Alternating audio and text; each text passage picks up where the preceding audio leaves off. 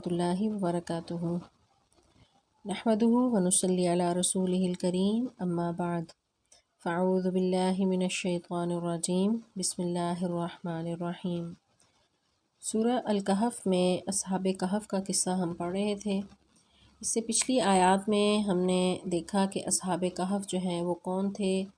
और क्या जो है उन्होंने किस किस्म के उन्हें हालात का सामना था, किस तरह उन लोगों ने अपने ईमान को बचाने के लिए जो है अपना इलाका घर बार छोड़ने का उन्होंने इरादा किया और शिर्क के मुकाबले में जो है वो तने तनहा ये चंद नौजवान जो हैं वो खड़े हो गए। उन्होंने किसी भी किस्म की जो है यानी मुखालफत की परवाह नहीं की, किसी भी किस्म की आसाइशात की और सहूलियात की परवाह नहीं की और अपने ईमान को बचाने के लिए वो निकल खड़े हुए। तो उन्होंने फिर वहाँ से जो है एक कहफ़ यानी गार, खुली कुशादा गार में पनाह ली। गार में उनके अहवाल क्या थे और किस तरह वो रहे और कितना अरसा रहे और किस तरह वो उठे और तो उसके बाद जो है वो कौम का रद्द अमल क्या था, वो तमाम तफसीलात आज के लेसन में हम इंशाअल्लाह पढ़ेंगे। आऊज़ु बिल्लाहि मिनश्शैतानिर रजीम, बिस्मिल्लाहिर रहमानिर रहीम। वतरा और तू देखेगा अशम्सा सूरज को, इज़ा जब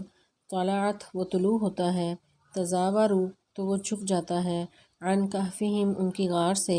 ज़ातिल यमीन दाईं तरफ, व इज़ा ग़रबत और जब वो ग़ुरूब होता है, तक़रिज़ुहुम तो वो कतरा कर निकल जाता है इनसे, ज़ात शिमाल बाईं तरफ, वहुम और वो फ़ी फ़जवतिन एक खुली जगह में थे, मिन्हु उसमें, दालिका ये मिन आयातिल्लाह अल्लाह की निशानियों में से है, मैं यहदिल्लाहु जिसे हदायत दे अल्लाह, फ़हुवल मुहतदी तो वही हदायत पाने वाला है, व मैं युग़लिल और जिसे गुमराह कर दे, फ़लन ताजिदा तो हरगिज़ नहीं तो पाएगा, लहू उसके लिए, वलियन कोई दोस्त, मुर्शिदा कोई रहनुमाई करने वाला। अस्हाबे कहफ़ जब गार में चले गए और वहाँ उन्होंने पनाह ले ली तो वहाँ पर वो किस हाल में थे और किस तरह रह रहे थे, तो उसकी मंजर कशी यहाँ पर इन आयात में अल्लाह ताला कर रहे हैं। अल्लाह ताला फरमाते हैं कि वो जिस गार में यानी जिस कहफ़ में वो खुली जगह पर वहाँ पर वो लेटे हुए थे, तो उस गार का मुँह जो है वो शुमाल की तरफ था कि जब सूरज चढ़ता था तो धूप जो है वो दाईं तरफ हो जाती और ग़ुरूब के वक्त जो है वो बाईं तरफ हो जाती और वो जो है अस्हाबे कहफ़ वो गार के कुशादा हिस्से में सूरज की तेज़ शुआओं से जो है वो महफूज थे। तो अल्लाह ताला फरमाते हैं कि यानी वो गार के दाईं तरफ से वो झुक कर चला जाता था सूरज और शाम को जो है वो बाईं तरफ से उसको झुक कर वो कतरा कर गुज़र जाता था और वो उसके दरमियान जो है वो खुली जगह पर थे। ज़राई जो है यानी ये ज़ारा से है, ज़ारा का लफ्ज़ जो है मुलाकात से भी है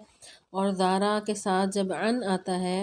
तो ज़ारा अन से मुराद जो है यानी इसके मानी हैं कि वो कतरा जाता था, यानी सूरज जो है वो उनसे कतरा कर जो है वो निकल जाता था। और तक़रिज़ु का लफ्ज़ जो है वो कर्ज़ से है, कर्ज़ कहते हैं यानी किसी भी चीज़ को काटना या क़ता करना। चूँकि कर्ज़ जो है वो भी मोहब्बतों को काट देता है कैंची की तरह, तो इसीलिए उसको कर्ज़ कहा जाता है। तो सूरज भी इनसे जो है वो कतरा कर निकलता था। फजवा जो है फ़ा जीम वाओ इसका रूट वर्ड है, खुली जगह को कहते हैं। तो ये खुली जगह पर वहाँ पर पड़े हुए थे और गार जो है यानी आज भी हम उसको देख सकते हैं, उर्दन में ये गार आज भी मौजूद है और वहाँ पर अस्हाबे कहफ़ के नाम और वो कतबा भी लगा हुआ है और लोग जाकर वहाँ पर जो है वो जगह को देखते हैं। तो ये खुली जगह है और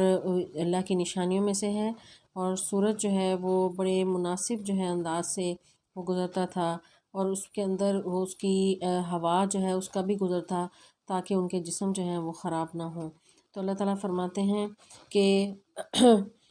वो उसकी खुली जगह पर वो थे और ये अल्लाह की निशानियां हैं। तो जो उनका लेटना और उनका इस तरह से सूरज की रोशनी से उनको बचाना हरारत से कि उनके जिस्मों को तकलीफ़ ना पहुँचे, तो ये एक अल्लाह ताला की पूरी प्लानिंग थी। तो अल्लाह ताला फरमाते हैं कि ये अल्लाह की असल निशानियां हैं, ये मिन आयातिल्लाह अल्लाह की निशानियां हैं। तो फिर अल्लाह ताला जिसको चाहे यानी यहाँ पर बात फिर उनके अस्हाबे कहफ़ की हदायत की है कि ये उन्होंने हदायत का रास्ता चुन लिया था, तो ये हदायत अल्लाह के इख्तियार में है। तो अल्लाह ताला जिसको चाहता है हदायत दे देता है और जिसको वो चाहे वो गुमराह कर देता है। اللہ تعالیٰ فرماتے ہیں وَمَن یُضْلِلْ، جو گمراہ ہو جائے، فَلَن تَجِدَ لَهُ وَلِيًّا مُرْشِدًا، تو اس کے لیے کوئی دوست اور رہنمائی کرنے والا نہیں ہوگا، کہ جو خود ہی گمراہی کا راستہ اس نے چوز کر لیا اور وہ اندھیرے میں ہی بھٹکنا چاہتا ہے، تو پھر کوئی بھی اس کو وہاں سے اندھیرے سے نکال کے جو ہے وہ نہیں لے کے جائے گا، وہ خود جو ہے وہ اللہ تعالیٰ اس کو اس راہ میں ڈال دیتے ہیں، کوئی اس کا دوست اور رہنمائی کرنے والا نہیں ہوگا۔ آگے اللہ تعالیٰ فرماتے ہیں وَتَحْسَبُهُمْ، آپ خیال کریں گے انہیں ایقاظاً، جاگے ہوئے، وَهُمْ رُقُودٌ، حالانکہ وہ تو سوئے ہوئے تھے، وَنُقَلِّبُهُمْ، اور ہم پلٹتے رہتے ہیں انہیں، ذات الیمین، دائیں طرف، وذات الشمال، اور بائیں طرف، وَكَلْبُهُمْ، اور ان کا کتا، باسطٌ، پھیلائے ہوئے تھا، ذراعیہ، اپنے بازو، بالوسیط، دہلیز پر، لو اطلعت، اگر آپ جھانکیں علیہم ان پر، لولیت، تو آپ ضرور پیٹ پھیر لیں، منہم ان سے، فراراً، بھاگتے ہوئے، ولا ملئت، اور ضرور آپ بھر دیے جائیں، منہم ان سے، رعبا، رعب سے۔ واقعہ بیان کرتے ہوئے یہاں پر اللہ تعالیٰ جو ہے نبی اکرم صلی اللہ علیہ وسلم سے کہہ رہے ہیں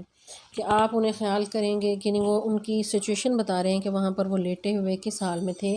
کہ وہ کروٹیں لے رہے تھے، کبھی دائیں طرف کبھی بائیں طرف۔ یہاں پر ذات الیمین یعنی دائیں طرف کروٹ کا پہلے ذکر ہے، تو دائیں طرف کروٹ پر سونا جو ہے یہ سنت ہے، تو دائیں کروٹ کا پہلے ذکر ہے کہ ہم ان کی دائیں کروٹ پلٹاتے تھے، کبھی بائیں طرف پلٹاتے تھے، اور جو ہے وہ اندر وہ لیٹے ہوئے تھے، اور آپ جو ہے انہیں جاگا ہوا خیال کرتے ہیں، حالانکہ وہ سوئے ہوئے تھے، یعنی اس انداز سے وہ لیٹے ہوئے تھے کہ اگر کوئی غار میں جھانکتا تو وہ اسے یہ لگتا کہ وہ جاگ رہے ہیں، جبکہ اللہ تعالیٰ نے انہیں سلایا ہوا تھا۔ اور وَنُقَلِّبُ جو ہے قلب یقلب سے ہے الٹ پلٹ کرنا، تو ہم انہیں الٹ پلٹ بھی کر رہے تھے، تو یہ الٹ پلٹ جو ہے یہ بھی اللہ کی حکمت تھی کہ اگر ان کے وجود ایک ہی جگہ پڑے رہتے تو وہ جو ہے یعنی ان کے مٹی کے جو ہے وہ اندیشہ تھا کہ مٹی ان کے وجود کو کھا جاتی، یا پھر جو ہے وہ جیسے بیڈ سول ہو جاتے ہیں کہ اگر ایک ہی جگہ کوئی مریض کو بزرگ میں پڑا رہے تو اس کو بیڈ سول ہو جاتے ہیں، تو اللہ تعالیٰ نے یہ پورا انتظام کیا تھا کہ وہ غار میں لیٹے ہوئے ان کی جو ہے کروٹیں جو ہے وہ پلٹائی جاتی تھیں، اور ان کے لیٹنے کا سٹائل یہ تھا کہ کوئی اوپر سے اگر دیکھ بھی لے تو وہ انہیں جاگتا ہوا خیال کر کے ان کو چھیڑنے کی کوشش نہ کرے، اور حالانکہ اللہ تعالیٰ نے انہیں سلایا ہوا تھا، جیسے کہ اللہ تعالیٰ نے پچھلی آیات میں بھی ذکر کیا کہ فَضَرَبْنَا عَلَىٰ آذَانِهِمْ، کہ ہم نے ان کو تھپک تھپک کر ان کی کانوں پر پردے ڈال دیے تھے اور وہ سلا دیا تھا، کہ وہ انہیں کوئی باہر کی خبر نہیں تھی کہ کیا ہو رہا ہے۔ اور اصحاب کہف کے ساتھ ان کا کتا بھی تھا، اور اللہ تعالیٰ فرماتے ہیں وَكَلْبُهُمْ بَاسِطٌ ذَرَاعِهِ، اور ان کا کتا جو ہے وہ بیٹھا ہوا تھا پھیلائے ہوئے، ذراعیہ، اپنے دونوں بازو، ذراع کہتے ہیں پھیلانا، دراز کرنا، اور باسطن جو ہے یعنی پھیلانے کو کہتے ہیں، ذراعیہ جو ہے دونوں بازوؤں کو کہتے ہیں۔ تو اللہ تعالیٰ نے یہ کتا جو باہر بیٹھا ہوا تھا اس کا بھی بیٹھنے کا سٹائل یہ تھا کہ جیسے کوئی چوکی داری کر رہا ہے، وہ بالوسید جو ہے یعنی دہلیز پر بیٹھا ہوا تھا، تو جو غار کی جو دہلیز تھی اس کا باہر کی طرف جو راستہ تھا وہاں پر جو ہے یہ کتا بیٹھ گیا، تو اللہ تعالیٰ نے اس کو بھی ان کے ساتھ ویسے ہی سلا دیا۔ تو یہاں پر اللہ تعالیٰ کہہ رہے ہیں لو اطلعت، اگر آپ وہاں جھانکتے علیہم ان پر، لولیت، تو آپ پیٹھ پھیر کر بھاگتے، منہم ان سے، فراراً، بھاگتے ہوئے، ولا ملئت منہم رعبا، تو آپ ان سے روب میں آ جاتے، یعنی وہ پورا ماحول جو ہے وہ اللہ تعالیٰ اس کو بیان کر رہے ہیں، اس کی کیفیت کو، تو یہ بالکل پرسنل انداز جو ہے اختیار کیا جا رہا ہے، جیسے آپ کسی کو کہانی سناتے ہوئے اس کو بالکل اس ماحول میں لے جائیں اور اس کو بھی انوالو کر دیں اس واقعے میں، تو وہ بالکل صحیح طور پر اس کو تصور میں آ جاتا ہے۔ تو اسی طرح کہا جا رہا ہے کہ اے نبی اگر آپ بھی وہاں پر جا کے دیکھتے کہ وہ اس انداز سے وہ سوئے ہوئے تھے اصحاب کہف، کہ اگر آپ وہاں پر غار میں جھانکتے تو وہ جیسے وہ کتا بیٹھا ہوا تھا اور جس طرح وہ اندر لیٹے ہوئے کروٹیں لے رہے تھے، تو آپ کو کبھی بھی یہ گمان نہ ہوتا کہ یہ اتنے 100 سال سے لیٹے ہوئے ہیں، سوئے ہوئے ہیں، یا یہ جو ہے وہ مرے ہوئے ہیں یا سوئے ہوئے ہیں، بلکہ آپ انہیں جاگتا ہوا سمجھتے، حالانکہ اللہ تعالیٰ نے انہیں سلایا ہوا تھا۔ تو اللہ تعالیٰ نے ان کا جو ہے ان پر اپنی رحمتوں کا نزول ایسا کیا کہ ان کو آرام دہ نیند دے دی، اور جو ہے کوئی بھی پاس سے گزرتا تو وہ انہیں جاگتا ہوا سمجھتا، حالانکہ وہ سو رہے تھے، اور جو ہے ان کے جسم کی حفاظت کا بھی انتظام کیا کہ مٹی جو ہے ان کے وجود کو نہ کھا جائے، اور کروٹیں لیتے رہیں، پھر انہیں سورج کی گرمی سے بچایا، پھر ان کے ساتھ جو ان کا کتا بھی تھا جو دروازے پر ان کی نگرانی کا تاثر دینے کے لیے بیٹھا رہا، اور ارد گرد ماحول بھی ان کے بڑا موافق تھا، اور وہ گہری نیند سے جو ہے وہ ایسا جو ہے وہ سوئے رہے کہ 309 سال سونے کے باوجود انہیں جو ہے یوں لگ رہا تھا کہ جیسے ابھی ہی سوئے ہوئے ہوں۔ تو یہ بڑی ہی اللہ کی رحمت تھی جس کی امید لے کر وہ نکلے تھے کہ اللہ تعالیٰ ہمارے ساتھ بڑی رحمت کا معاملہ کرے گا، اور اللہ تعالیٰ نے واقعی ہی ان پر ایسی رحمت کی۔ اور یہ بڑا عجیب ہی، یعنی ایک عام روٹین اور فطرت سے ہٹ کے یہ جو ہے یہ جو انداز تھا جو اللہ تعالیٰ نے جس انداز سے ان کی جو ہے وہ مدد کی، تو یہ جو ہے اس میں بڑی نشانیاں ہیں۔ یہاں پر کتے کا ذکر ہے جس کی وجہ سے بعض لوگ جو ہے مختلف جو ہے اس کے بارے میں قصے بیان کرتے ہیں کہ کتا جو ہے ان کے ساتھ شروع میں آ رہا تھا، انہوں نے اس کو واپس کر دیا۔ بہرحال یہاں پر قرآن پاک میں اللہ تعالیٰ یہ ذکر کر رہے ہیں کہ کتا ان کے ساتھ تھا اور وہ غار تک پہنچا اور وہ غار کے باہر جو ہے وہ بیٹھا رہا۔ کتا رکھنا جو ہے یعنی حفاظت کے لیے تو رکھا جا سکتا ہے، لیکن اگر کوئی شوقیہ رکھتا ہے تو اس کے بارے میں رسول اللہ صلی اللہ علیہ وسلم کی حدیث ہے کہ من امسک کلبا ینقص عمله کل یوم قرات الا کلب حرث او کلب ماشی، یعنی جس نے بھی کوئی شوقیہ کتا رکھا تو ہر روز اس کے عمل سے ایک قرات جو ہے وہ کم ہوتا رہے گا۔ یعنی اعمال کا بھی وزن ہوتا ہے، تو وزن کے اعتبار سے جو بھی وہ نیکی کا عمل کر رہا تھا تو اس کو کتا رکھنے کی وجہ سے اس کا ہر روز ایک قرات جو ہے نیک عمل اس کے سے مائنس ہوتا رہے گا، سوائے وہ کتا جو کھیتی باڑی کے لیے یا مویشیوں کی حفاظت کے لیے رکھا ہو۔ تو جو حفاظت کے لیے رکھا ہو اس کی اجازت ہے، اور کالا کتا رکھنے کی بھی ممانعت ہے کیونکہ شیاطین اس کے اندر ہوتے ہیں۔ تو کتا جو ہے وہ شوقیہ پالنا پیٹ اینیمل کے طور پہ وہ اسلام میں جائز نہیں ہے، تو رسول اللہ صلی اللہ علیہ وسلم کی اس حدیث میں جو ہے اس کی ممانعت ہمیں مل رہی ہے۔ آگے اللہ تعالیٰ فرماتے ہیں وَكَذَلِكَ، اسی طرح بَعَثْنَاهُمْ ہم نے انہیں اٹھایا، لِيَتَسَاءَلُوا تاکہ وہ سب ایک دوسرے سے پوچھیں، بینہم آپس میں، قالا تو کہا، قائلوں نے کہنے والے نے، منہم ان میں سے، کم لبثتم کتنا تم ٹھہرے، قالوا انہوں نے کہا، لبثنا ہم ٹھہرے، یومن ایک دن، او بعض یوم یا دن کا کچھ حصہ، قالوا تو انہوں نے کہا، ربکم تمہارا رب، اعلم خوب جانتا ہے، بما اس چیز کو، لبثتم جتنا تم ٹھہرے، فبعثوا تو تم یہ کرو کہ فبعثوا تم بھیجو، احدکم اپنے میں سے ایک کو، بباریقکم اس چاندی کے سکے کے ساتھ، ہادی اس الی المدینہ شہر کی طرف، فلینظر پھر چاہیے کہ وہ دیکھے، ایہا کون سا جو ہے ازکا زیادہ پاکیزہ ہے، طعامن کھانا، فلیاتکم تو پھر وہ لے آئے تمہارے پاس، برزق کھانا، منہ اس میں سے، ولیتلطف اور چاہیے کہ وہ نرمی اختیار کرے، ولا یشعرن اور نہ ہرگز بھی آگاہ کرے، بکم تمہارے بارے میں، احدن کسی کو بھی۔ اب وہ جب سو لیے اور سو کے بعد وہ اٹھے ہیں، تو اٹھنے کے بعد جب انسان سب سے پہلی جو کنورسیشن آپس میں کرتا ہے، عام طور پر بھی ہم یعنی جب کوئی اکٹھے سو رہے ہوں اور بہت گہری نیند آ جائے، بہت تھکے ہوئے ہوں، تو اٹھ کے پوچھتے ہیں کتنا سوئے، اور یعنی ٹائم کیا ہے، آپ سب سے پہلے گھڑی دیکھ رہے ہوتے ہیں تاکہ اندازہ کریں کہ کتنا سوئے۔ تو یہ بڑی فطری یعنی ایک عام نیچرل چیز ہے۔ تو اصحاب کہف بھی جب اٹھے تو آپس میں وہ پوچھنے لگے، سوال کرنے لگے کہ کتنا سوئے ہیں۔ تو اللہ تعالیٰ فرماتے ہیں کذالک بعثناہم لیتساءلوا بینہم، تو جب ہم نے انہیں جب سونے کے بعد ہم نے اٹھایا تو وہ آپس میں پوچھنے لگے کہ کتنا جو ہے، قال قائل منہم کم لبثتم کتنا تم سوئے، تو انہوں نے کہا کہ دوسرے نے جواب دیا کہ شاید ایک دن یا کچھ حصہ، یعنی انہیں تو یہی محسوس ہو رہا تھا، تو انہیں نہیں پتہ تھا کہ اللہ تعالیٰ نے اتنا لمبا عرصہ انہیں سلائی رکھا اور اتنا سکون دیا اور اتنی ان کی حفاظت کی، اتنے عمدہ انداز سے انہیں جو ہے وہ اپنی پناہ میں لیے رکھا، تو وہ تو یہ ہرگز ابھی ان پہ یہ پردے نہیں کھلے تھے، تو وہ کہہ رہے تھے ہم دن یا کچھ اس کا حصہ کچھ جو ہے وہ سوئے ہیں۔ تو قرآن پاک میں یہی بات جو ہے یومن اور بعض یوم کا ذکر، سورہ بقرہ میں بھی ایک واقعہ جو ہے حضرت عزیر علیہ السلام کا بھی ایسے ہی ذکر ہے کہ انہیں بھی جو ایک بستی کو تباہ حال دیکھا اور انہوں نے کہا کہ یہ بستی جو ہے کیسے زندہ ہوگی، اللہ تعالیٰ نے انہیں بھی سلا دیا اور وہ 100 سال اسی طرح رہے۔ تو وہ بھی جو ہے اٹھے تو ان سے پوچھا گیا کتنا سوئے، تو انہوں نے بھی یہی کہا تھا یومن و بعض یوم، دن یا کچھ حصہ۔ اسی طرح قیامت کے دن بھی جو ہے اہل ایمان بھی یہی کہیں گے کہ شاید دن یا کچھ حصہ ہی ہم جو ہے وہ قبر میں رہے ہیں۔ تو بہرحال جو گہری نیند سے اور پرسکون نیند سے جو اٹھتا ہے تو اس کو یوں ہی محسوس ہوتا ہے کہ وہ تھوڑا سا ہی سویا تھا۔ تو صحابہ کہف بھی یہی سمجھ رہے تھے، تو اللہ تعالیٰ فرماتے ہیں قالوا رب، پھر جب یہ بحث جو ہے یعنی آپس میں یہ کوسچننگ انہوں نے کی،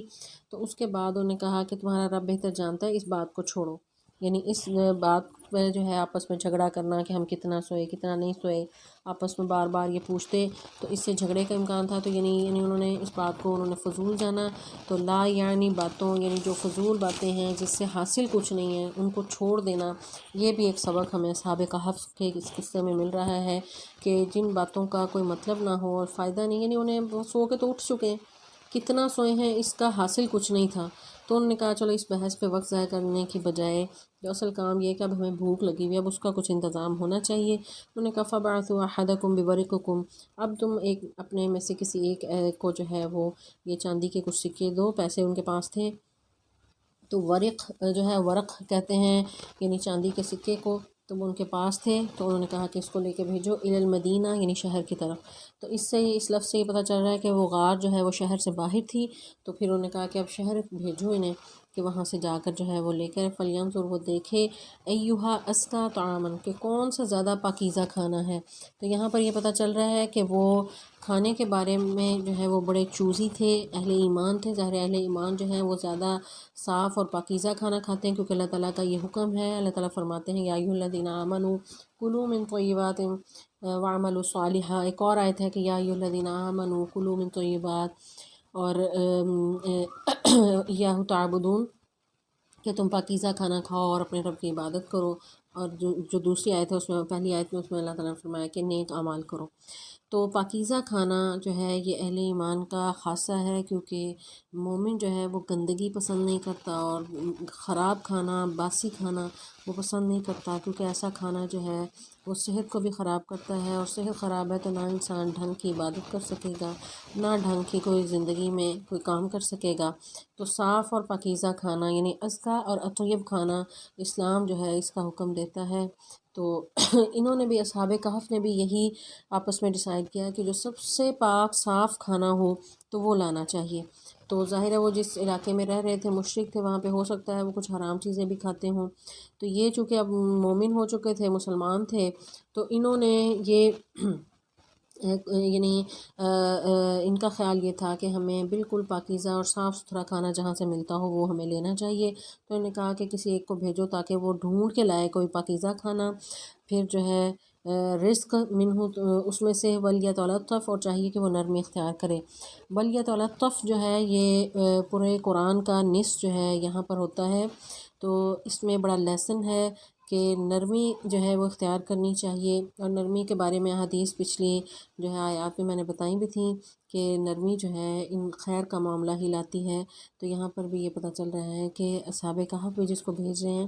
تو انہوں نے نرمی کا راستہ اختیار کیا۔ وہ چاہتے تو جو ہے ظاہر نوجوان تھے اور اچھی خاصی فیملی سے تھے، تو وہ ایک ہنگامہ بھی کھڑا کر سکتے تھے۔ جب انہوں نے توحید کا اعلان کیا، شور شرابہ کرتے، کوئی جلسے کرتے،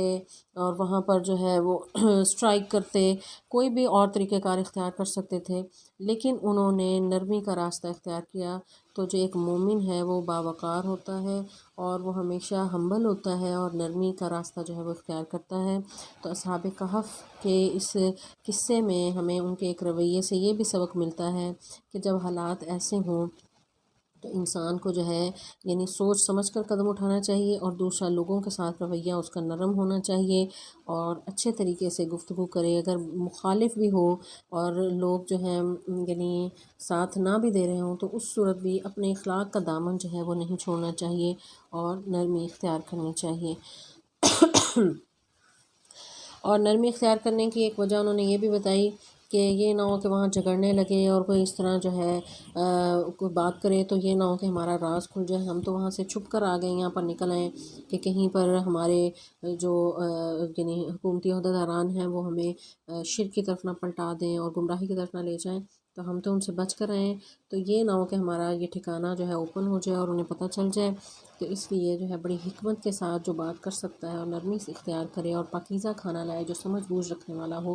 تو اس کو کسی ایک کو بھیجو۔ تو یہ وہ ڈیسائیڈ کر رہے تھے کہ کس کو کھانا لینے کے لیے بھیجیں۔ انہم، بے شک وہ، ان اگر یظہروا، وہ سب مطلع ہو گئے یا وہ ظاہر ہو گئے، علیکم تم پر، یرجموکم، وہ تمہیں سنگسار کر دیں گے، او یعیدوکم، یا تمہیں لوٹا دیں گے، فی ملتہم، اپنے دین میں، ولن تفلحوا، تو پھر تم ہرگز فلاح نہیں پاؤ گے اذن اس وقت ابدا کبھی بھی۔ یعنی انہیں ڈر کس بات کا تھا، یہ جو نرمی کا کہہ رہے تھے اور احتیاط کا کہہ رہے تھے اور بڑی سمجھ بوجھ کے ساتھ جانے کا کہہ رہے تھے کہ اگر تمہارا راز کھل گیا نا کہ تم کہاں پر پناہ تم نے لی ہوئی ہے تو ان لوگوں تمہارے پھر بچنے کے چانس نہیں ہیں۔ پھر یعنی یظہرو ظاہر سے ہے، ظاہر ہونا کھلنا، تو انہوں نے کہا کہ پھر اگر تمہاری جگہ کا پتہ چل گیا تو پھر جو ہے وہ تم یعنی انہیں تمہاری خبر ہو گئی تو وہ کیا کریں گے، یرجمکم، تمہیں سنسار کر دیں گے۔ یرجمو رجم سے ہے، را جیم میم، اس کا روٹ ورڈ ہے یعنی اسٹوننگ کرنا، یعنی ایسا اسٹوننگ ٹو ڈیتھ جو ہے، یعنی ایسے سزا کا طریقہ ان کے ہاں یعنی کوئی رائج ہوگا۔ یعنی سائڈ سے پتہ چل رہا ہے کہ وہ اگر کوئی مجرم ہو تو اس کو پھر اس طرح سے مارتے تھے کہ پتھر مار مار کے اس کو مار دیتے تھے۔ تو انہوں نے وہ کہہ رہے تھے کہ اگر یعنی تمہارا راز کھل گیا تو تمہیں وہ سنسار کر دیں گے یا پھر تمہیں اپنے دین میں دوبارہ لوٹا دیں گے۔ تو پہلے دو طریقے یعنی ان کا دین قبول کرنا یہ بھی ہرگز ہمیں قبول نہیں، اور مرنے کے لیے تیار ہونا کہ اپنے آپ کو پیش کر دیں کہ لو جی ہمیں مار دو۔ تو مومن جو ہے خودکشی نہیں کرتا، یہ یعنی یہ خودکشی ہے کہ دعوت کے جو یعنی اگر آپ نے حق کا راستہ اختیار کر لیا تو آپ جو ہے وہ بالکل ایسے نڈر ہو کر اپنی یعنی کوئی حکمت و تدبیر اختیار نہ کریں، تو یہ طریقہ کار جو ہے یعنی درست نہیں ہے۔ اصحاب کہف کے اس واقعے میں ان کے رویے سے ہمیں یہ بھی سبق ملتا ہے کہ جب باطل قوتیں بڑی مضبوط ہوں اور آپ کا بس وہاں پر نہ چلتا ہو تو وہاں پر پھر یہ اپنے آپ کو موت کے حوالے کرنے کے مترادف ہے کہ آپ وہاں پر جو ہے اعلان کچھ جو ہے وہ کرتے پھریں اور بڑے فن خواں بنیں۔ تو وہاں پر بجائے اس کے کہ آپ کو کوئی اس کا جو ہے وہ فائدہ ہو یا پھر اس کا پازیٹیو رسپانس ہو، الٹا آپ کو نقصان ہے کہ آپ جنہوں نے یعنی حق کو اگر قبول کیا ہے تو آپ کو بھی جو ہے وہ مار دیں گے۔ تو یہاں پر اصحاب کہف نے تیسرا راستہ اختیار کیا، یعنی انہوں نے ان کو ایوائڈ کیا اور وہاں سے وہ نکل گئے اور غار میں انہوں نے پناہ لے لی اور اپنی پوری حکمت کے ساتھ یہ تدبیر اختیار کی۔ تو ایک مومن کو بھی یہی کرنا چاہیے، اور رسول اللہ صلی اللہ علیہ وسلم کی سیرت سے بھی ہمیں یہی ملتا ہے کہ مکہ میں جب ہر طرف سے مخالفت عروج پہ تھی اور آپ کو شہید کرنے کا پلان کیا جا رہا تھا تو ظاہر ہے وہاں پہ ان حالات میں رہنا ممکن نہیں تھا، اور وہ اہل مکہ یہی چاہ رہے تھے کہ آپ یہ دین کی دعوت دینا چھوڑ دیں، تو یہ بھی ممکن نہیں تھا۔ یہ دونوں آپشنز آپ چھوڑتے ہوئے آپ نے تیسرا آپشن اختیار کیا کہ آپ نے وہ علاقہ ہی چھوڑ دیا۔ تو یہ اہل ایمان کے لیے اس میں لیسن ہے کہ جب حالات اتنے زیادہ تنگ ہو جائیں کہ وہاں پر ممکن نہ ہو حق پر قائم رہنا یا حق کی دعوت دینا، تو اپنے آپ کو موت کے حوالے کرنے کی بجائے وہاں سے نکل جانا چاہیے، کوئی اور جگہ اور ٹھکانہ ڈھونڈ لینا چاہیے، یعنی اس کو دوسرے معنوں میں ہجرت بھی کہتے ہیں۔ تو ہجرت کر لینا جو ہے یہ ایوائڈ کرنے کی پالیسی ہے۔ تو اس طرح جو ہے یعنی ان کا مقابلہ کرنے کے بجائے وہاں سے جو ہے کسی اور جگہ پر چلا جائے انسان، تو وہاں پر اللہ تعالیٰ جو ہے وہ زیادہ بہتر جو ہے حالات پیدا کر دیتے ہیں، جس طرح رسول اللہ صلی اللہ علیہ وسلم کے لیے مدینہ میں بہت ہی ان کے لیے پھر جو ہے سازگار حالات پیدا ہوئے۔ آپ نے وہاں پر ریاست مدینہ کی بنیاد رکھی اور اسلام کا جھنڈا جو ہے پورے عالم میں پھر لہرا گیا۔ اسی طرح اصحاب کہف نے بھی ان حالات میں بجائے اس کے کہ اپنے آپ کو موت کے حوالے کرتے یا پھر ان کے پریشر میں آتے، تو انہوں نے وہاں سے جو ہے ایوائڈ کرنے کا راستہ اختیار کیا اور انہوں نے وہاں سے جو ہے غار میں پناہ لے لی۔ تو انہوں نے کہا کہ اگر ہم ان کی بات مان لیتے ہیں تو پھر بھی کوئی فلاح نہیں، اور اگر وہ ہمیں مار دیں تو پھر یہ بھی کوئی بات جو ہے وہ ٹھیک نہیں۔ تو اس لیے بہتر یہ ہے کہ ہم اپنا راز جو ہے وہ پوشیدہ رکھیں اور اپنی جو ٹھکانہ ہے اس کا جو ہے انہیں خبر نہ ہونے دیں۔ تو اللہ تعالیٰ فرماتے ہیں آگے، وَكَذَلِكَ، اسی طرح آثرنا، ہم نے مطلع کر دیا علیہم ان پر، لیعلموا، تاکہ وہ سب جان لیں، ان وعد اللہ حق، کہ بے شک اللہ کا وعدہ سچا ہے، وَأَنَّ السَّاعَةَ، اور یہ کہ قیامت، لا ریب فیہا، اس میں کوئی شک نہیں، اذ، جب، یتنازعون، وہ سب جھگڑا کر رہے تھے، بینہم، آپس میں، امرہم، ان کے معاملے میں، فقالو، تو انہوں نے کہا، بنو، بنا لو، علیہم، ان پر، بنیانا، ایک عمارت، ربہم، تمہارا رب، اعلم، خوب جاننے والا ہے، بہم، ان کو، قالا، تو کہا، الذین، ان لوگوں نے، غلبوا، جو غالب تھے، علی امرہم، ان کے معاملے میں، لنتخذن، البتہ ہم ضرور بنائیں گے، علیہم، ان پر، مسجدہ، ایک مسجد۔ اب جب وہ شخص کو بھیجا انہوں نے تو قرآن پاک میں جو بھی واقعات اللہ تعالیٰ نے بیان کیے ہیں تو واقعے کی تمام تفصیلات، ایک ایک سٹیپ جو ہے وہ نہیں بتایا، واقعے کے جو اہم جو پوائنٹس ہیں وہ اللہ تعالیٰ نے بتائے ہیں، اور اصل مقصد کی بات جو ہے وہ کی ہے۔ تو یہاں پر جو مختلف روایات سے پتہ چلتا ہے کہ وہ جب وہ جو ہے ان اصحاب کہف کا وہ شخص جو ہے وہ جو انہوں نے بھیجا تھا کھانا لینے کے لیے، جب وہ لینے گیا اور اس نے وہ سکہ پیش کیا، تو جس سے بھی وہ کھانا لینے گیا تھا تو وہ بہت حیران ہو گیا کہ یہ سکہ تو یہ فلاں پرانے کسی بادشاہ کا ہے، اور اتنے پرانے دور کا سکہ یہ کہاں سے لیا۔ تو انہیں یہ گمان ہوا کہ شاید ان کا کوئی خزانہ کھل گیا ہے، اور وہ بڑا حیرت میں پڑ گیا، اور اس نے وہاں شور مچا دیا۔ تو اس پر جو ہے اس نے پھر وہ اپنا نام بتایا، اور ان پر وہ بات کھل گئی، کیونکہ اصحاب کہف جو ہیں، جو یعنی یہ لڑکے ان کے وہاں سے اس علاقے سے نکل گئے تھے، تو یہ واقعہ تو مشہور تھا اور سب لوگ اس کے بارے میں جانتے تھے۔ تو انہیں جب یہ اندازہ ہوا کہ یہ وہی لڑکے ہیں، تو وہ لوگ ان کی طرف لپکے، اور وہ لڑکا جو ہے اصحاب کہف میں سے جو ایک نوجوان تھا وہ بھی واپس آ گیا۔ تو اب یہ سب تو جاگ چکے تھے، تو اس کے بعد جو ہے یعنی یہ سب لوگ دوبارہ وہاں پر لیٹے، اور دوبارہ ابدی نیند جو ہے یعنی موت انہیں آ گئی، اور پھر وہاں پر یہ ہمیشہ ہمیشہ کے لیے سو گئے۔ تو یہاں پر اللہ تعالیٰ فرماتے ہیں کہ جب ہم نے انہیں بتا دیا کہ وہ جان لیں کہ اللہ کا وعدہ سچا ہے۔ اب 309 سال گزر چکے تھے، اور اس میں جو ہے یعنی روایت میں آتا ہے کہ اتنے اب جو ہے وہ لوگ رہ رہے تھے وہاں پہ کہ جو شرک تو نہیں کرتے تھے، لیکن آخرت کے بارے میں ان کا عقیدہ جو ہے اس میں تھوڑا گڑبڑ تھی، کہ اس میں یعنی ان کے ہاں بحث یہ چل رہی تھی کہ قیامت کے دن اللہ تعالیٰ جو ہے وہ روحوں کو ہی جو ہے ان کے ساتھ معاملہ کریں گے، یا پھر انسانی وجود کو اٹھایا جائے گا۔ تو ان کا اس بات پر یقین نہیں تھا کہ جو ہے دوبارہ اٹھایا جائے گا قیامت کے دن۔ تو اللہ تعالیٰ نے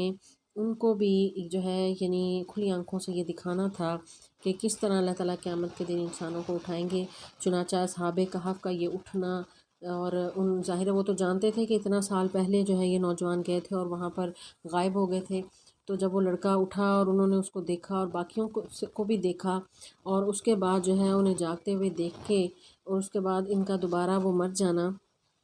تو یہ تمام واقعہ اللہ تعالیٰ نے ان کو دکھا کر اس بستی کے لوگوں کو جو ہے وہ دکھا دیا کہ اس طرح جو ہے میں قیامت کے دن جو ہے سب لوگوں کو زندہ کروں گا۔ تو اللہ تعالیٰ یہاں پر فرما رہے ہیں کہ وَأَنَّ السَّاعَةَ لَا رَيْبَ فِيهَا، کہ یہ جو قیامت کے بارے میں یہ جو شک کر رہے ہیں، تو ہم نے یہ وعدے کر دیا کہ جو ہے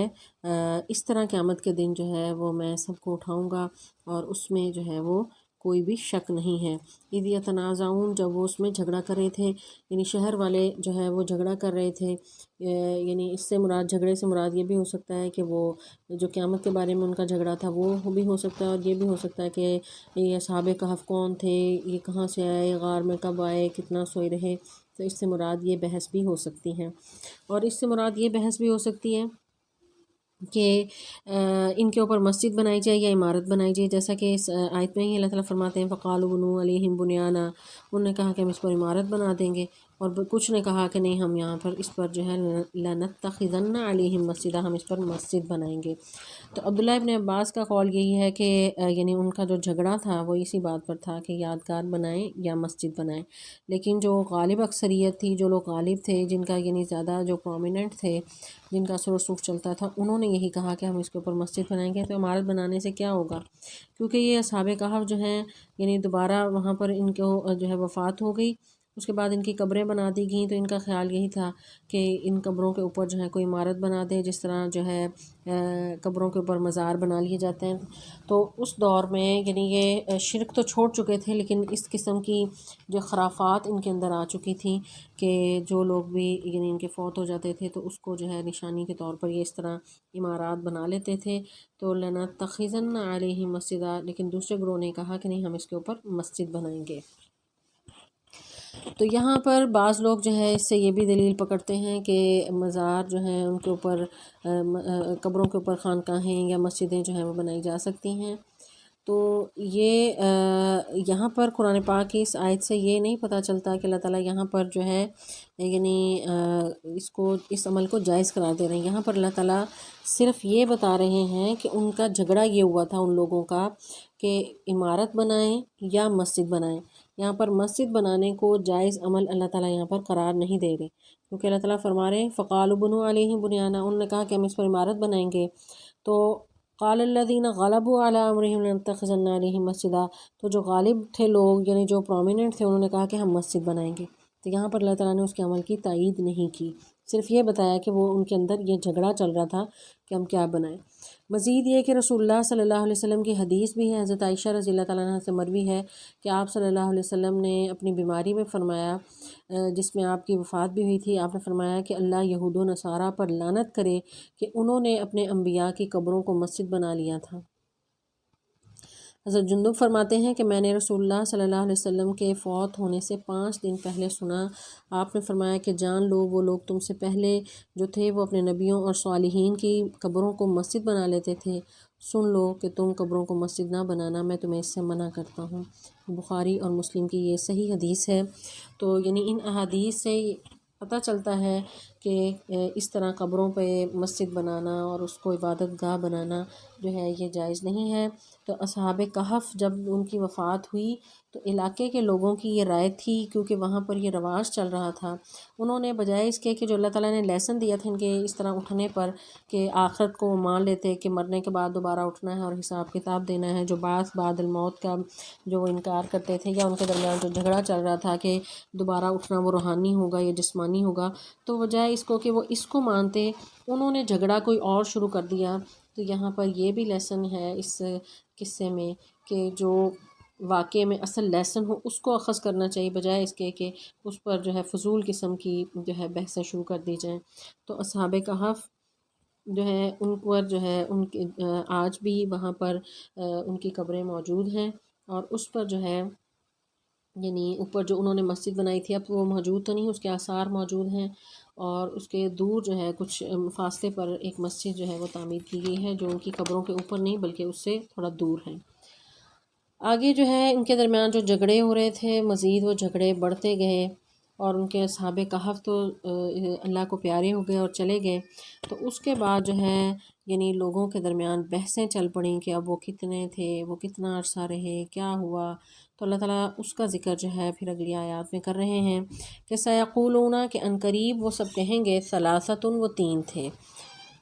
رابعہم چوتھا، کلبہم ان کا کتا تھا، ویقولون اور کچھ کہیں گے، خمسۃ 5 تھے، سادسہم چھٹا، کلبہم ان کا کتا تھا، رجمم بالغیب پتھر مارنا غیب کے ساتھ، یعنی رجمم بالغیب سے مراد یہ ہے کہ اندھیرے میں ٹامک ٹوئیاں مارنا، یعنی انہیں کوئی جو ہے وہ واضح پتہ نہیں تھا، حقیقی خبر نہیں، بس ایسے ہی بات کر رہے تھے، بے تکی ہانک رہے تھے کہ وہ 3 تھے، چوتھا کتا تھا، 5 تھے، چھٹا کتا تھا۔ تو اللہ تعالیٰ فرماتے ہیں وَيَقُولُونَ اور کچھ کہیں گے، سبعۃ 7 تھے، وَثَامِنُهُمْ 8واں کلبہم ان کا کتا تھا۔ قل آپ کہہ دیں ربی میرا رب عالم خوب جانتا ہے بعدتہم ان کی تعداد کو، ما یعلمہم نہیں وہ جانتے تھے الا قلیل مگر بہت تھوڑے، فلا تمہاری تو نہ تو جھگڑا کر فیہم ان کے بارے میں الا مراء مگر جھگڑا، ظاہراً ظاہر یا سرسری، ولا تستفتی اور نہ تو پوچھ فیہم ان کے بارے میں منہم ان میں سے احدا کسی ایک سے بھی۔ یہاں پر جو ان کا اختلاف تھا تعداد اصحاب کہف کی تعداد کے بارے میں، اس کا ذکر اللہ تعالیٰ کر رہے ہیں کہ یہ تعداد تو کچھ بھی میٹر نہیں کرتی تھی، اصل مقصد یہ تھا کہ اس واقعے سے وہ سبق حاصل کرتے کہ ان نوجوانوں نے کیا وجہ تھی کہ اپنا علاقہ گھر بار چھوڑا، اور کیا وجہ تھی کہ اتنے غیر معمولی انداز میں ان کو اللہ تبارک و تعالیٰ نے ان کی مدد کی اور ان کے لیے ان کو جو ہے وہ رہتی دنیا کے لیے ایک نشانی بنا دیا۔ تو یہ سبق حاصل کرنے کی بجائے لوگ اس بحث میں پڑ گئے کہ اب ان کی تعداد کیا تھی۔ تو اس پر جو ہے اللہ تعالیٰ ایک بہت ہی زبردست جو ہے وہ ادب سکھا رہے ہیں اس آیت میں، اور اللہ تعالیٰ اپنے نبی کو سکھا رہے ہیں۔ اللہ تعالیٰ فرما رہے ہیں کہ فلا تماری فیہم الا مراء ظاہرا، کہ آپ جو ہیں ان باتوں میں نہ الجھیں جو جھگڑا پیدا کریں، آپ نہ جھگڑا کریں اس بارے میں سوائے اس کے کہ وہ سرسری ہو، یعنی جو باتیں جھگڑا پیدا کریں ان باتوں کو سنجیدہ نہ لیں، ان پر صرف سرسری اور ظاہری گفتگو کی جائے، ان پر لمبی اور طویل بحثیں کرنا اس کا کوئی فائدہ نہیں، اس سے جو ہے وہ سخت فساد پیدا ہوتا ہے۔ تو اللہ تعالیٰ نے یہ ایک سبق جو ہے اس میں یہ زبردست دیا ہے کہ جو ہے تعداد اور جو ہے وہ یعنی عام طور پر جو بھی تاریخ کے واقعات بیان کیے جاتے ہیں اس میں دیکھا جاتا ہے کہ اس کی باریکیوں کو دیکھا جاتا ہے کہ تعداد کتنی تھی، وہ کیسے تھے، کہاں رہے. تو اس کی بجائے اصل جو واقعہ اور اس کے اندر جو سبق ہے اس کو جو ہے وہ سبق حاصل کرنا چاہیے، بجائے اس کے کہ لا یعنی اور فضول قسم کی باتیں جو ہیں ان پر وقت ضائع کیا جائے. تو آگے اللہ تعالیٰ فرماتے ہیں کہ وَلَا تَسْتَفْتِ فِيهِمْ مِنْهُمْ أَحَدًا، اور آپ ان سے اس کے بارے میں کوئی بات نہ پوچھیں. یعنی آپ یہ اس مسئلے کو جو ہے وہ یہ نہ ہو کہ آگے لے کر بیٹھ جائیں، یعنی جب اس قسم کا کوئی جھگڑا ہو. یعنی اس آیت میں یہ ایک ادب بھی بتایا جا رہا ہے تاریخ کے پڑھنے کے حوالے سے، کہ تاریخ کے جب واقعات پڑھ رہے ہوں تو جب اس طرح کی کوئی بات جو بحث والی ہو اور جس کی کوئی حتمی بات نہ ہو، حقیقت نہ پتہ ہو، تو اس پر اپنا وقت جو ہے وہ ضائع نہیں کرنا چاہیے اور اصل بات کی طرف جو ہے وہ توجہ کرنی چاہیے اور اسی کو جو ہے اس سے سبق حاصل کرنا چاہیے. تو یہاں پر جو ہے ایک سبق یہ بھی ہے کہ اگر کوئی دینی بات ہے اس پر دلیل ہے تو پھر مان لیں، اگر دلیل نہیں ہے تو پھر اس کو چھوڑ دیں. تو خام خواہ اس پر جو ہے وہ جھگڑا نہیں کرنا چاہیے، زبردستی کسی کے پر اپنی بات نہیں ٹھونسنی چاہیے. اللہ تعالیٰ فرماتے ہیں لَسْتَ عَلَيْهِم بِمُصَيْطِرٍ، کہ آپ ان کے سر پر سوار نہ ہو. کوئی بھی دینی یا فقہی اختلافات ہو جائیں، یہ امت کے لیے بھی بڑا اس میں لیسن ہے اس بات میں کہ کوئی بھی دینی فقہی اختلافات ہو جائیں تو دوسرے کو ہرانا مقصد نہیں ہونا چاہیے اور اس کو پرسنل معاملہ نہیں لینا چاہیے. دین کا معاملہ ہے، اگر کہیں اختلاف ایسا آ گیا ہے اور رائے کا اختلاف ہے تو اس کو جو ہے اس پر بحث کرنے کی بجائے جو ہے آپ ٹھنڈے دماغ سے دوسرے کو دلیل سے قائل کریں، اور اگر وہ نہیں ہوتا تو اس پر زبردستی نہ کریں. اور اس قسم کی بحثوں کو طول دینا یہ جھگڑا پیدا کرنے کا باعث ہوگا، اور اس لیے اس پر جو ہے وہ کسی بھی بات پر ڈٹ جانا اور جھگڑا کرنا اور بار بار آرگیومنٹ کرنا، یہ جو ہے یہ ایک صحیح عمل نہیں ہے. اس کی بجائے جو ہے اس قسم کی لا یعنی باتیں اور جو باتیں جھگڑا پیدا کرنے والی ہوں، اختلافات کو ہوا دینے والی ہوں، ان کو اگنور کرتے ہوئے اصل مقصد کی طرف جو ہے وہ انسان کو متوجہ ہونا چاہیے. آگے اللہ تعالیٰ فرماتے ہیں وَلَا تَقُولَنَّ، اور آپ نہ ہرگز نہ کہیں لشیءٍ کسی بھی چیز کے لیے انی بے شک میں فاعل کرنے والا ہوں ذالک یہ غداً کل، الا مگر ان یشاء اللہ جو چاہے اللہ. وذکر آپ یاد کریں ربک اپنے رب کو اذا نسیت جب آپ بھول جائیں، وقل اور کہیں عسیٰ امید ہے، ان یہدینی کہ راہ دکھائے گا مجھے ربی میرا رب، لاقرب قریب تر من ھذا اس معاملے میں رشدا نیکی کے. اصحاب کہف کا واقعہ بیان کرتے ہوئے یہاں پر اللہ تبارک و تعالیٰ نے جو ہے یعنی ایک رسول اللہ صلی اللہ علیہ وسلم کو ایک نصیحت کی جا رہی ہے کہ مستقبل کی کوئی بھی بات کریں یا اس کی کوئی خبر ہو تو اس کے ساتھ انشاءاللہ جو ہے آپ کہہ لیا کریں. اس کا پس منظر یہ ہے کہ رسول اللہ صلی اللہ علیہ وسلم سے جب قریش مکہ نے یہ 3 سوالات کیے تھے جو یعنی اس سورہ کے شروع کے تعارف میں ہم نے پڑھے تھے کہ انہوں نے پوچھا تھا کہ اصحاب کہف کون تھے، موسیٰ خضر کا کیا قصہ ہے، اور ذوالقرنین کون تھا. تو رسول اللہ صلی اللہ علیہ وسلم نے انہیں کہا کہ میں تمہیں کل بتاؤں گا. آپ صلی اللہ علیہ وسلم کا یہ خیال تھا کہ جبرائیل وحی لے کر آئیں گے اور میں پوچھ لوں گا اور اللہ تعالیٰ وحی کے ذریعے مجھے بتا دیں گے. تو آپ نے انشاءاللہ نہیں کہا اور اس پر ایک ماہ جو ہے وہ وحی نہیں اتری اور رسول اللہ صلی اللہ علیہ وسلم بہت زیادہ پریشان رہے اور قریش مکہ مذاق اڑا رہے تھے. انہوں نے تو آپ کا امتحان لینے کے لیے سوال کیے تھے، وہ علم حاصل کرنے کے لیے یہ سوال تھوڑی تھے، وہ تو آپ کا امتحان لینا چاہتے تھے. اور آپ کی اس حالت پر جب ایک ماہ وحی نازل نہیں ہوئی اور آپ پریشان تھے تو وہ اس پر آپ کا مذاق اڑاتے تھے. تو اس میں یعنی آپ کو اللہ تعالیٰ نے اپنے نبی کو یہ سبق دیا اور امت کے لیے بھی یہ سبق ہے کہ جب بھی کوئی یعنی کام کرنے کا پختہ ارادہ ہو تو اس پر انشاءاللہ کہہ لینا چاہیے. تو عام طور پر جو مستقبل کی باتیں ہوتی ہیں، بعض اوقات انسان جو ہے کوئی خبر ویسے ہی دے رہا ہوتا ہے اور بعض اوقات کوئی پختہ ارادہ کرتا ہے، تو جو خبر ہو اس کے ساتھ انشاءاللہ نہ بھی کہیں تو کوئی حرج نہیں ہے. جیسے کوئی پوچھے کہ آپ یہ کھانا کھائیں گے یا آپ نے فلاں جگہ جانا ہے تو انسان کہتا ہے ہاں جانا ہے یا یہ میں کھاؤں گا، تو اس میں انشاءاللہ کہنے کی جو ہے وہ ضرورت نہیں ہے. تو انشاءاللہ ایسے معاملات میں کہنا چاہیے کہ جو انسان اس کے لیے پکا ارادہ ہو، وہ دعویٰ کر رہا ہو، تو پھر انشاءاللہ ضرور کہے، پھر اللہ تعالیٰ کی مدد جو ہے اس کے ساتھ جو ہے وہ شامل ہو جاتی ہے۔ تو یہاں پر رسول اللہ صلی اللہ علیہ وسلم کو یہ سبق دیا جا رہا ہے کہ جب آپ کسی چیز کا ارادہ کرنے والے ہوں کل کو، تو الا ان یشاء اللہ، تو آپ انشاءاللہ کہہ لیا کریں۔ اور پھر اگر انشاءاللہ کہنا بھول جائیں، وَاذْكُرْ رَبَّكَ إِذَا نَسِيتَ، تو پھر اللہ کو یاد کر لیں، جب یاد آئے تب انشاءاللہ کہہ دیں، تو پھر اللہ تعالیٰ جو ہے اپنی مدد کرے گا۔ وَقُلْ عَسَىٰ أَن يَهْدِيَنِ رَبِّي لِأَقْرَبَ مِنْ هَٰذَا رَشَدًا، تو پھر آپ کا رب جو ہے آپ کے قریب ترین جو ہے وہ نیکی کا راستہ دکھائے گا، اور یعنی اس یعنی معاملے میں آپ کی رہنمائی کرے گا۔ تو یہاں پر اصحاب کہف کا واقعہ بیان کرتے کرتے اللہ تعالیٰ نے درمیان میں یہ ایک نصیحت کی۔ تو یہ قرآن کا اسلوب ہے، آپ دیگر مقامات پہ بھی واقعات کو دیکھ لیں کہ یہاں پر وہ سٹائل نہیں جس طرح کی اسٹوری بک ہوتی ہے اور اس میں کسی کہانی جو ہے الف سے یہ تک بالکل ترتیب سے ایسے ہی چل رہی ہوتی ہے۔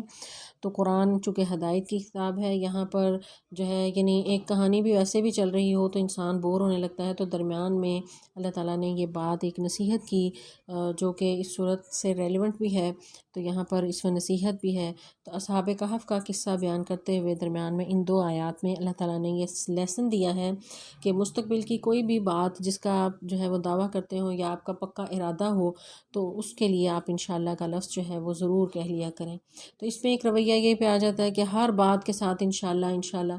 تو یہ بھی مناسب نہیں ہے۔ جہاں پر ضرورت ہو اور کہنا ضروری ہو وہاں پر ہی انشاءاللہ کہنا چاہیے، اور جہاں پر بعض اوقات انسان جو ہے وہ کام کرنے کا ارادہ نہیں ہوتا، دل میں پتہ ہوتا ہے کہ میں نے نہیں کام کرنا، اور وہاں انشاءاللہ انشاءاللہ کر رہا ہوتا ہے، تو یہ بھی ایک دھوکہ ہے۔ تو یہ دونوں رویے چھوڑ کر مناسب انداز، جہاں پر یعنی کہنا ضروری ہے وہاں پر ہی جو ہے یہ الفاظ ادا کرنے چاہیے۔ آگے پھر اصحاب کہف کا جو ہے وہ قصہ کنٹینیو اللہ تعالیٰ کر رہے ہیں۔ اللہ تعالیٰ فرماتے ہیں وَلَبِثُوا، وہ سب ٹھہرے رہے فی کہفہم، اپنی غار میں، 300 300 سنین سال، وازدادوا، اور مزید رہے 9 تو وہ کہف میں یعنی غار میں 309 سال جو ہے وہ وہاں پر ٹھہرے رہے۔ اس پر جو ہے بعض مفسرین کہتے ہیں کہ 300 سال وہ رہے تھے، اور اس میں شمسی اور قمری کا کچھ فرق کرتے ہیں کہ شمسی سال جو ہیں وہ 300 تھے، اور قمری سال جو ہیں ان میں چونکہ تعداد جو ہے وہ زیادہ ہوتی ہے تو اس حساب سے وہ جو ہے مزید 9 سال وہ رہے۔ تو بہرحال قرآن اس کی وضاحت نہیں کرتا، یہ خیالات اور آراء ہی ہیں۔ تو اللہ تعالیٰ یہ فرما رہے ہیں کہ وہ 300 سال رہے، اور اس پر مزید جو ہے وہ 9 سال وہاں پر رہے تھے، لیکن ساتھ ہی اللہ تعالیٰ اس کی مزید وضاحت کر رہے ہیں کہ اس بحث میں بھی نہ پڑھنا، کیونکہ اس میں بھی کوئی اس کا حاصل حصول نہیں کہ وہ کتنا رہے تھے۔ اصل مقصد جو اس قصے میں سبق ہے وہ تمہارا جو ہے وہ مد نظر تمہارے ہونا چاہیے۔ اللہ تعالیٰ فرماتے ہیں قل اللہ، کہہ دیں اللہ عالم، خوب جانتا ہے بما لبثوا، کہ وہ کتنا ٹھہرے تھے، لہو، اس کے لیے ہے، غیب السماوات والارض، آسمان اور زمین کا غیب، ابصر، وہ کس قدر وہ دیکھنے والا ہے، واسمع، کس قدر وہ سننے والا ہے۔ یہاں پر یہ جو سپرلیٹو ڈگری ہے کہ ابصر، کس قدر یعنی سب سے زیادہ دیکھنے والا وہ بصیر ہے، وہ سمیع ہے، اسمع، وہ کس قدر وہ سننے والا ہے۔ ما لہم، نہیں ہے ان کے لیے، من دونہ، اس کے علاوہ، من ولی،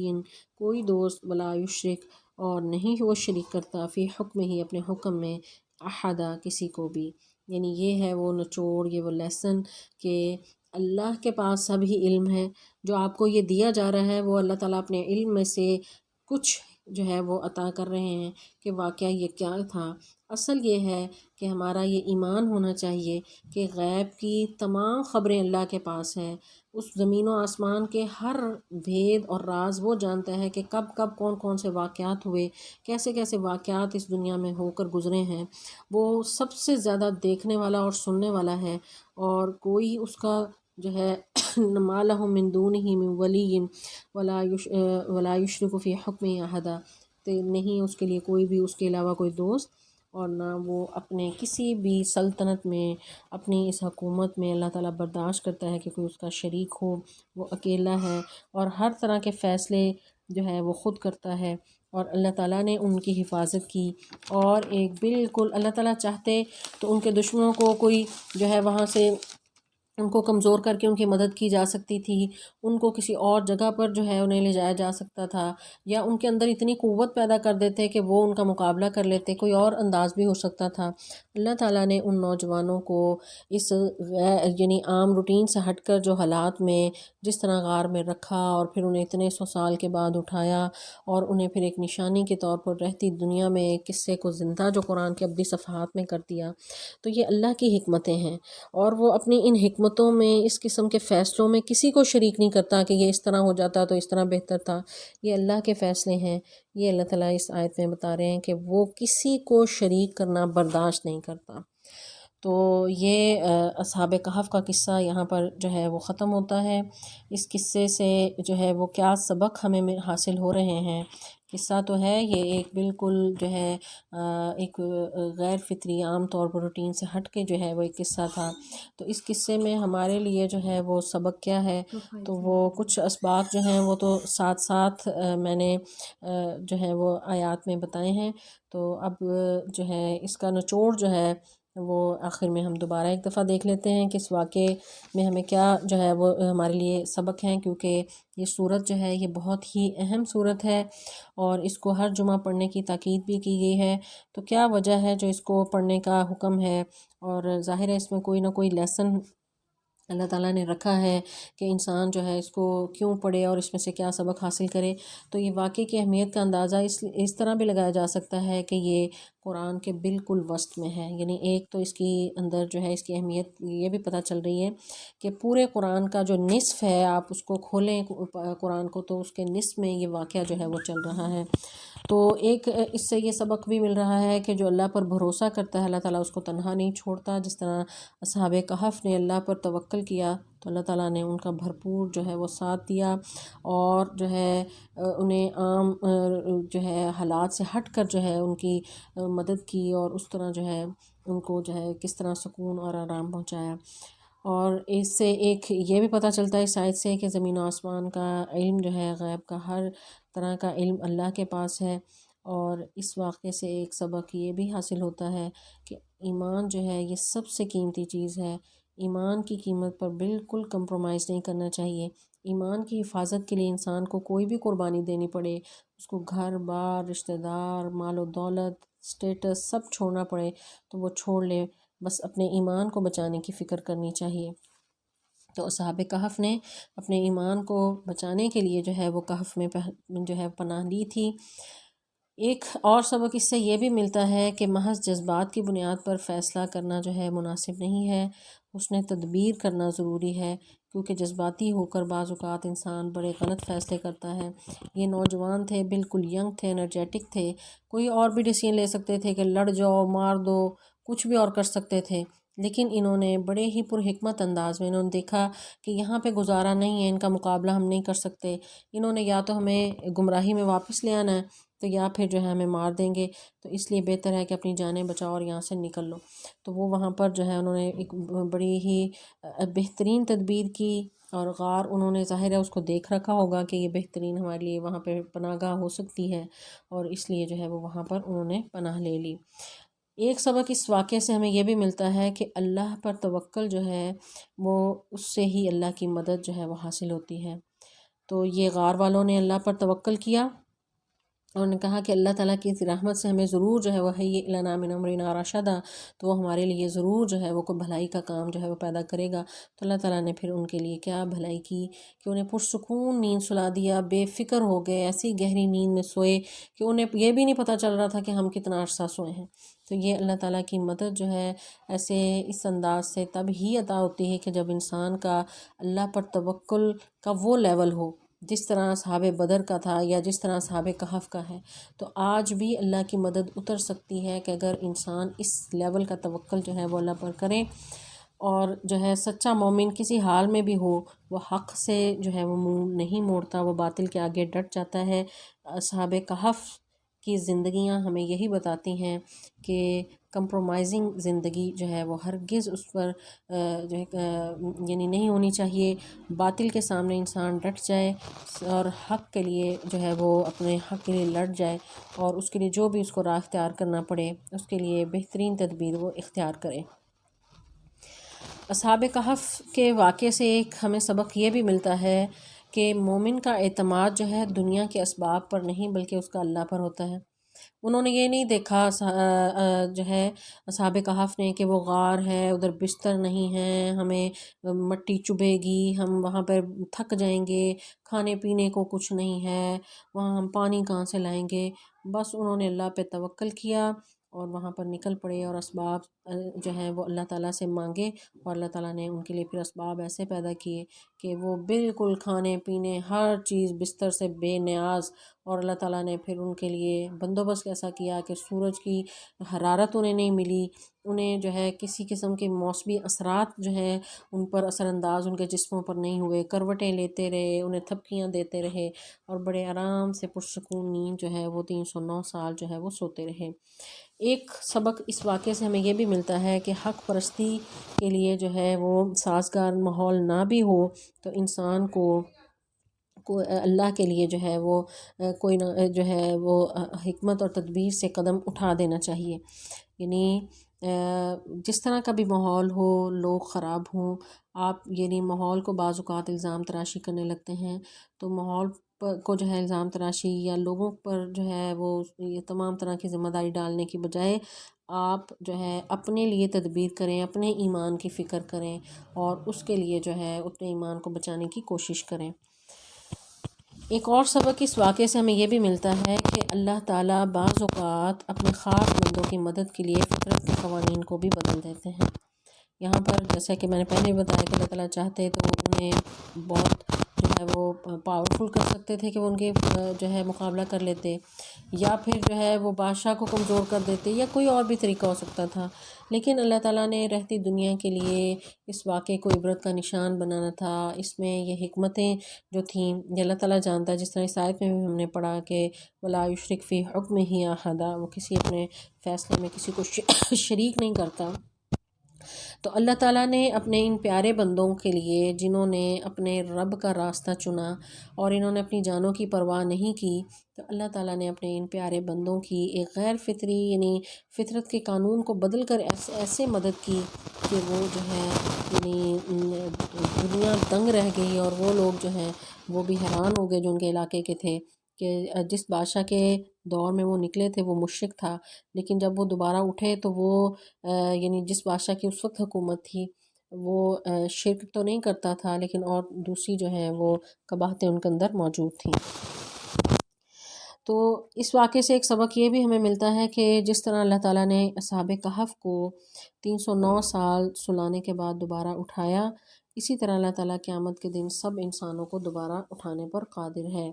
جیسا کہ اللہ تعالیٰ نے پچھلی آیات میں بتایا کہ وہ اس بات کو یقین نہیں جانتے تھے، اس کو مانتے نہیں تھے، تو ہم نے انہیں دکھا دیا کہ اس طرح ہم تمہیں جو ہے دوبارہ اٹھائیں گے۔ اس واقعے سے ایک سبق ہمیں یہ بھی ملتا ہے کہ انسان کس طرح جو ہے ہر زمانے میں اللہ کی نشانیوں کو جو ہے بصیرت اور عقل بنانے کے لیے جو ہے اللہ تعالیٰ جو ہے یعنی کس طرح اللہ تعالیٰ کو واقعات جو ہیں بعض اوقات بیان کرتے ہیں کہ انسان ان سے عقل اور بصیرت جو ہے وہ حاصل کرے، لیکن بعض لوگ جو ہیں ان واقعات سے سبق حاصل کرنے کے بجائے گمراہی کے راستے ہی اختیار کرتے ہیں۔ جس طرح وہ لوگ جن کے سامنے یہ لوگ اٹھے تھے اور اللہ تعالیٰ نے انہیں نیند سے اٹھایا تھا تو وہ آخرت کا انکار کرتے تھے، تو بجائے اس کے کہ وہ آخرت کو اس عقیدے کو مان لیتے، تو ان میں سے کچھ ایسے تھے کہ وہ اس بات پر جھگڑنے لگے کہ یہ تو بڑے کوئی پہنچے ہوئے لوگ تھے، ہم ان کے اوپر مسجد بنائیں گے، کوئی کہنے لگا ہم عمارت بنائیں گے۔ تو اس طرح کی ذہنیت کے لوگ جو ہیں ہر معاشرے میں رہتے رہے ہیں، تو اللہ تعالیٰ نے اس واقعے میں یہ بھی ایک جو ہے سبق ہمیں دیا ہے۔ بہرحال یہ اوورآل یہ واقعہ آج کے دور میں بہت ہی اہمیت کا حامل خاص طور پر اس لیے ہے کہ فتنے کا دور ہے، رسول اللہ صلی اللہ علیہ وسلم کی حدیث ہے کہ قیامت کے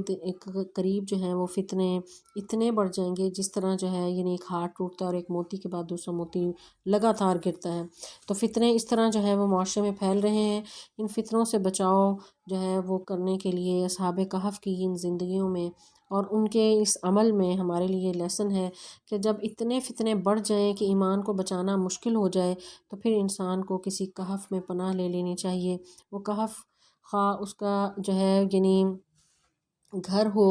یا خواہ اس کا قرآن ہو، خواہ وہ ایک الگ جگہ ہو، کسی بھی طرح جو ہے انسان جو ہے وہ فتنوں سے اپنے آپ کو بچا لے۔ تو فتنوں میں ڈلنا، چونکہ یہ صورت جو ہے رسول اللہ صلی اللہ علیہ وسلم کی حدیث ہے کہ دجال کے فتنے سے بھی بچائے گی،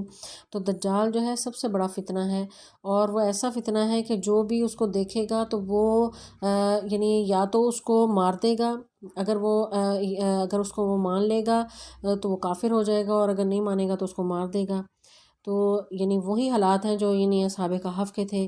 تو اس میں رسول اللہ صلی اللہ علیہ وسلم نے یہ طریقہ بتایا ہے کہ اس کا سامنا ہی نہ کیا جائے، اور آپ نے فرمایا کہ تم پہاڑوں کی طرف نکل جانا۔ تو جس طرح ان اصحاب کہف نے پہاڑوں میں جا کر غار میں پناہ لے لی تھی، تو اسی طرح دجال کے فتنے سے بچاؤ کا طریقہ بھی یہی ہے۔ اور عام طور پر جو بھی فتنے معاشرے میں پھیل رہے ہیں، تو ان فتنوں سے بچاؤ کا طریقہ بھی یہی ہے کہ انسان جو ہے ان فتنوں سے اپنے آپ کو بچا لے، پناہ میں لے لے، اللہ کی پناہ میں آ جائے، اور دین کا علم سیکھے، تاکہ اس کے پاس علم ہو اور وہ اس پر عمل جو ہے وہ صحیح طریقے سے کرے اور اس پر وہ مضبوط ہو جائے۔ اللہ تعالیٰ سے دعا ہے کہ اللہ تعالیٰ ہمیں اصحاب کہف کے ان کی زندگیوں سے، ان کے ان واقعے سے جو اسباق ہیں، ان کو سب اسباق کو حاصل کرنے کی توفیق عطا فرمائے، اور عملی زندگی میں اس پر عمل کرنے کی توفیق عطا فرمائے۔ والسلام علیکم ورحمۃ اللہ وبرکاتہ۔